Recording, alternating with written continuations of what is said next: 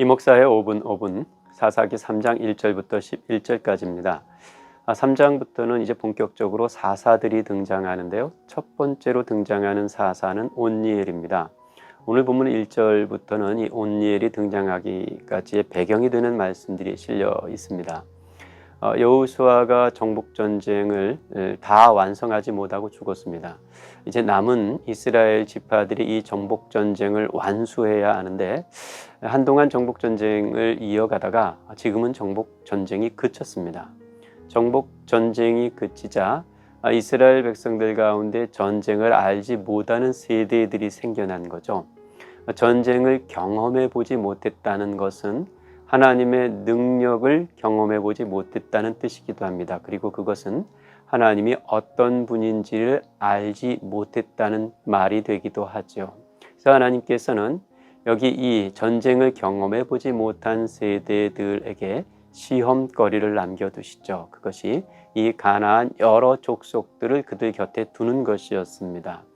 그 가운데에서 이들이 하나님의 말씀을 잘 지켜 사는지 그렇지 못한지를 시험해 보려 하는 것이고, 또 그들과의 전쟁을 겪어가면서 하나님의 능력을 경험해 가면서 하나님을 의존하는지 그렇지 못한지 이런 것도 또 시험하시려는 것이죠.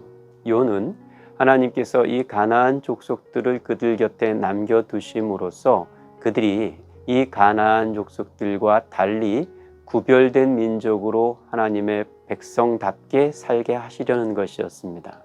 하지만 그들은 그들과 달리 사는 것이 아니라 그들과 함께 거하면서 그들에게 동화되어 그들과 같이 살았습니다.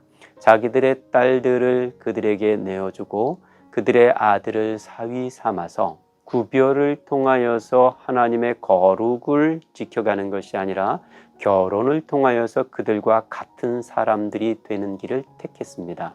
결국 그들은 하나님을 버리고 이 가나안의 숱한 우상 신들을 섬기는 우상 숭배의 자리로 나아가게 됐던 거죠.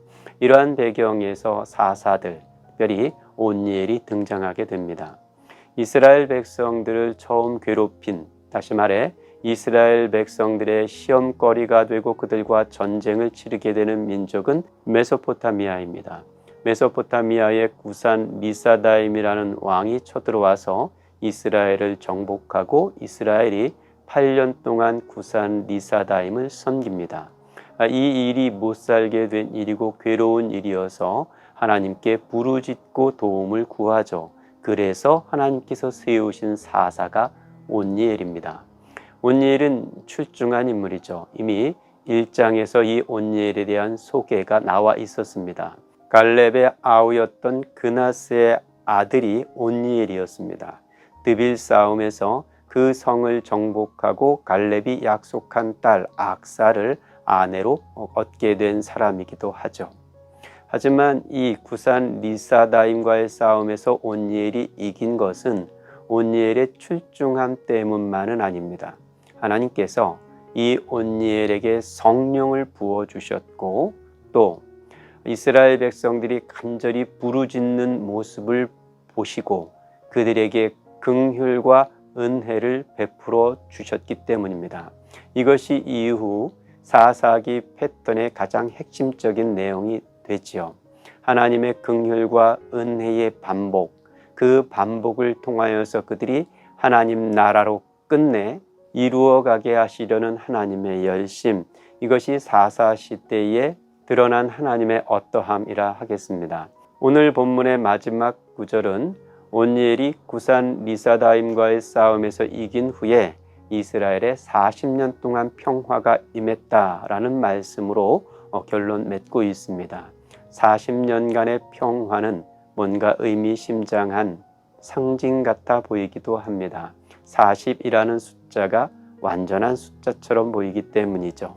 어쩌면 하나님께서는 이 온니엘을 통하여서 40년 곧 영원한 평화의 나라를 다시 보여주셨는지도 모릅니다.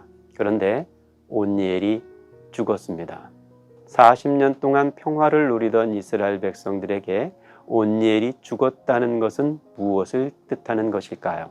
그것이 무엇을 뜻하는지가 이후 펼쳐질 사사기의 내용이라 하겠습니다. 이어지는 사사시대 이야기들을 통해서 우리는 수없이 반복되는 이스라엘 백성들의 반역을 보게 될 것이고, 또 그럼에도 불구하고 수없이 반복되는 하나님의 긍휼과 은혜의 이야기를 들여다보게 될 것입니다. 그 이야기 속 배경이 되고 있고 도구가 되고 있는 이 가나안 족속들은 하나님께서 당신의 백성들이 당신의 말씀을 잘 따르고 청종하는지를 두고 보시는 시험이라는 것을 우리가 기억할 수 있어야겠습니다. 오늘 우리가 살아가는 날들 속 이 또 다른 가나안의 지형 안에서 우리를 바라보시고 또 우리에게 기대하시는 시험의 자리도 함께 들여다보아야 할 일입니다.